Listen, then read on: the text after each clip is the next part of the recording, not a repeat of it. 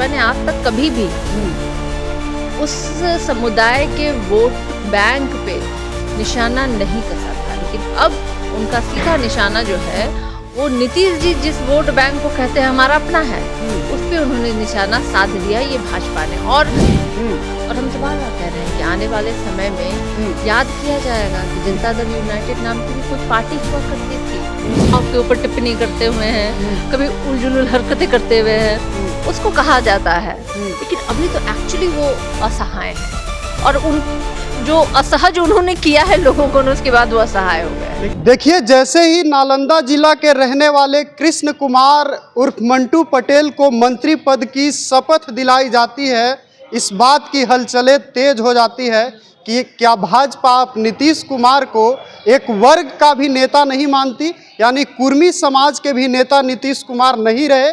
क्योंकि जब से मुख्यमंत्री हैं नीतीश कुमार, तब से देखा गया है कि भाजपा ने वहां से किसी भी अन्य कुर्मी चेहरे को मंत्री बनाने की या पार्टी में शामिल कराने की भी कुव्वत नहीं दिखाई। लेकिन अब ऐसा देखा गया कि कृष्ण कुमार उर्फ मंटू पटेल ने मंत्री पद की शपथ ली है। क्या कहेंगी मैम, क्या लगता है भाजपा मुख्यमंत्री नीतीश कुमार को कुर्मियों का भी नेता नहीं मान रही है? देखिए, भाजपा के साथ जब जदयू ने चुनाव लड़ा तो आपको पता है कि जदयू जो है बिहार में तीसरे नंबर की पार्टी बन के रह गई थी।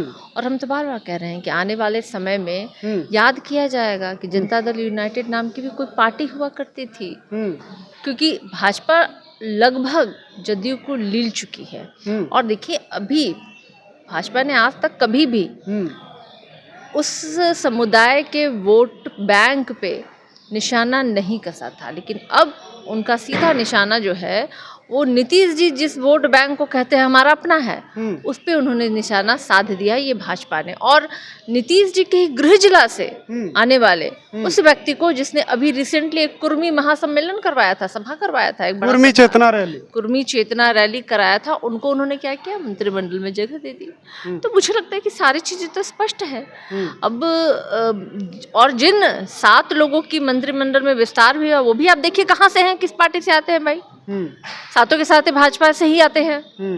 और भाजपा लगातार जिस तरीके से जदयू को साइड करके अपना वर्चस्व कायम करना चाह रही है, वो तो साफ दिखाई दे रहा है। और आने वाले समय में आपको दिखाई भी देगा। इनकी बी टीम के अभी कह रहे थे ना प्रवक्ता कोई कि जिसकी जितनी विधायक होंगे भाई, मुख्यमंत्री भी उन्हीं का बनेगा। तो हो सकता है कि कल परसों वो भी हम लोग को सुनने को मिल जाए। मैम, आप लोग ये कह रही हैं कि जनता दल यूनाइटेड के तरफ से कोई मंत्री नहीं बना, लेकिन जनता दल यूनाइटेड के तो नेता खुश हैं। वो कह रहे हैं हमारा कोटा ही खाली नहीं था, भाजपा का कोटा था, भाजपा से मंत्री बना। हमने तो यही तो कह रहे हैं ना कि उनकी बी टीम के लोग तो कह भी रहे हैं ये भी कि जिसके जितने विधायक होंगे उसके ही मुख्यमंत्री होंगे। तो कल को तो भी हो सकता है कि मुख्यमंत्री भी बदले जाए और फिर ये जदयू वाले कहें। तो देखिए, जदयू के पास चारा क्या है क्या कोई?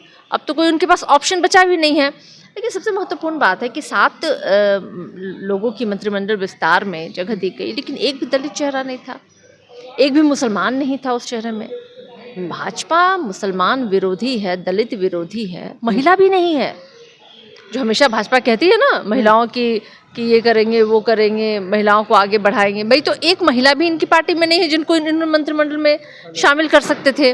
तो भाजपा का पूरा असली चेहरा जो है ना इस मंत्रिमंडल विस्तार में दिखाई दिया है। यानी आप लोग कह रहे हैं मुख्यमंत्री नीतीश कुमार असहज हो गए हैं? मुझे लगता है कि असहाय हो गए हैं वो, असहज से ज्यादा असहाय हो गए हैं वो।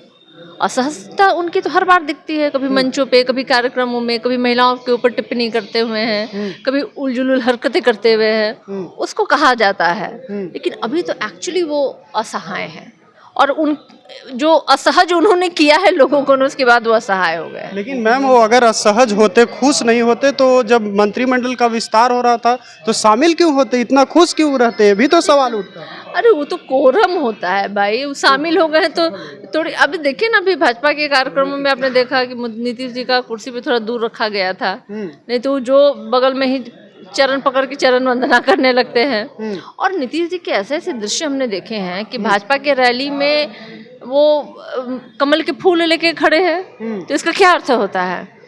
बहुत परिस्थितियां जो है ना नीतीश कुमार जी की बदल गई हैं, और एनडीए में ना स्थितियां भी बहुत जल्दी बदली हुई दिखाई देंगी, जो स्थिति अभी दिख रही है।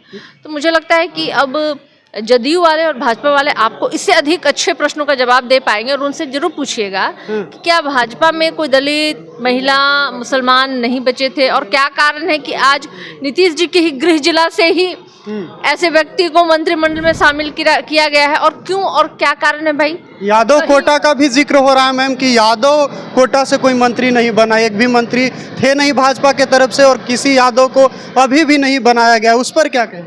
देखिए, यादव, मुसलमान और दलित के लिए तो माई बाप की पार्टी है ही है जो सोचता है। यानी यादव का कल्याण सिर्फ राजद ही कर सकते? नहीं, यादव, मुसलमान, दलित, सौ जनों की जितने भी लोग हैं ना, सभी का कल्याण अगर हो सकता है तो राष्ट्रीय जनता दल महागठबंधन नहीं कर सकती है। क्योंकि हमारे यहाँ चेहरे देख करके, कपड़े देख के, टोपी देख के, वस्त्र देख के लोगों को नहीं पहचाना जाता है।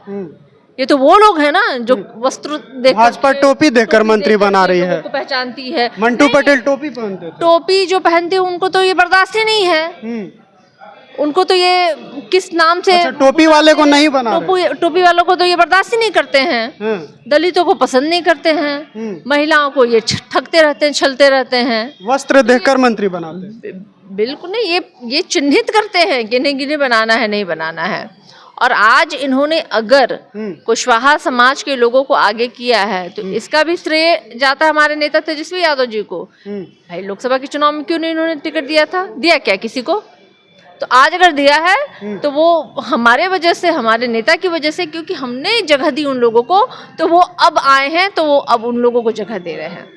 तो एकदम स्पष्ट है, पूरी जो मंत्रिमंडल का विस्तार है ना, वो साबित करती है कि जदयू जो है अब तीसरे नंबर से भी नीचे एक पद सरक गई है, और भाजपा है कहीं ना कहीं अपना वर्चस्व जो है, ये तो भाई आप लोग के बारे में भी है कि अगर कैबिनेट में जिसके मंत्री ज्यादा होंगे तो वो तो ज्यादा पावरफुल होगा। आप लोग के बारे में ये भी कहा जा रहा है मैम कि आप लोग एनडीए की एकजुटता से बौखलाए हुए हैं, इसलिए इस तरह का बयान दे रहे हैं। भाजपा के प्रवक्ता कह रहे हैं इस तरह की बातें।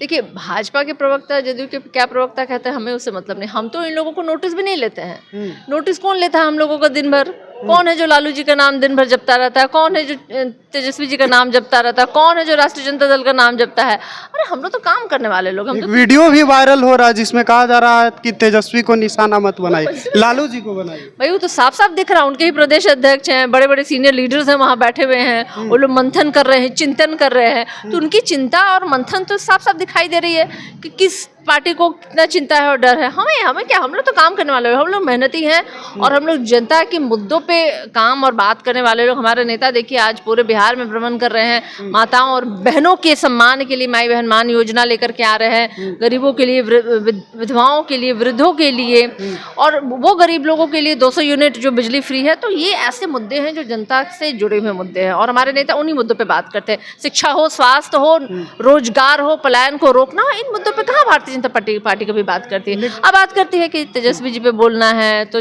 लालू जी पे नहीं बोलना है, तो लालू जी को बोलिए। वो लोग कह रहे हैं कि लालू जी पर इसलिए बोलना है क्योंकि लालू जी ही नेता है, तेजस्वी नेता है ही नहीं। हाँ, तो नेता नहीं है तो 35-35 को हेलीकॉप्टर लेके काहे ना घूमते रहते हैं ये लोग तेजस्वी जी के पीछे? नरेंद्र मोदी जी इतना बड़ा नेता हैं, तो क्यों वो तेजस्वी जी के पीछे घूमते रहते हैं? अरे, नेता भाजपा और जदयू नहीं बनाएगी, नेता जनता बनाती है, और नेता तो जनता ने बनाया है तेजस्वी यादव जी को, मुख्यमंत्री के रूप में स्वीकार किया है, और यही कारण है कि बिहार की नंबर 1 की पार्टी राष्ट्रीय जनता दल की बनकर उभरी और तेजस्वी यादव जी के चेहरे पे बनकर के उभरी। चलिए, बहुत बहुत धन्यवाद मैम। तो आपने सुना, हमारे साथ राजद की प्रदेश प्रवक्ता सारिका पासवान थी, और इनका साफ साफ कहना है कि जी हाँ, बिल्कुल भाजपा के तरफ से मुख्यमंत्री नीतीश कुमार को दरकिनार किया जा रहा है, और यही वजह है कि कृष्ण कुमार उर्फ मंटू पटेल, जो कि नालंदा जिला से आते हैं, उन्हें मंत्री पद की शपथ दिलाई गई है, और असहज क्या, वो असहाय हो चुके हैं, ऐसा सारिका पासवान कह रही थी। आपकी क्या प्रतिक्रिया वो भी बताइएगा। फिलहाल के लिए इतना ही, बहुत बहुत धन्यवाद।